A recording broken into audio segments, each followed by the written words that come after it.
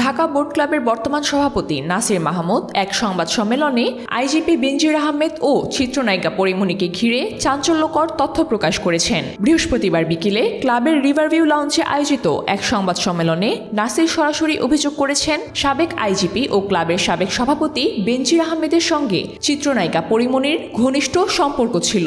আর সেই সম্পর্কের জেরেই 2021 সালে বহুল আলোচিত পরীমনি কাণ্ডে নাসির নিজেই হয়ে যান ঘটনার শিকার। তিনি বলেন, পরীমনি কখনোই ক্লাবের সদস্য ছিলেন না, কিন্তু তবুও তিনি ক্লাবে আসতেন, তাও অনুমতি ছাড়া। আমি এর প্রতিবাদ করেছিলাম, আর সেজন্যই আমাকে 3 বছর ক্লাবে প্রবেশ করতে দেয়া হয়নি। এ সময় নাসির আরও জানান, ক্লাবে এলেই তাকে ধরে নিয়ে যাওয়া হতো, যেখানে তাকে মানসিক চাপে রাখা হতো। তিনি বলেন, বেনজিরের এমন এক বাহিনী ছিল যে চাইলে কাউকেই রাতারাতি অদৃশ্য করে দিতে পারত।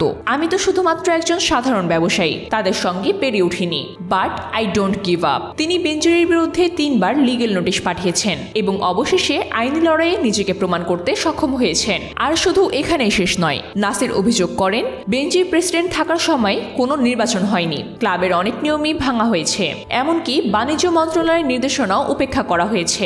সংবাদ সম্মেলনে ক্লাব কর্তৃপক্ষ জানায়, বেনজির আহমেদ ও সাবেক সেক্রেটারি অবসরপ্রাপ্ত তাহসিন আমিনের সদস্য পদ ইতিমধ্যে বাতিল করা হয়েছে আর্থিক অনিয়ম ও অপব্যবহারের কারণে। নাসির বলেন, সাধারণত ক্লাবের সভাপতি হন একজন সামাজিকভাবে সম্মানিত ব্যক্তি, কিন্তু বেনজির বিনা ভোটেই সে চেয়ার দখল করে রেখেছিলেন। এই অভিযোগে নতুন করে আইন লড়াইয়ের সম্ভাবনা দেখা দিয়েছে।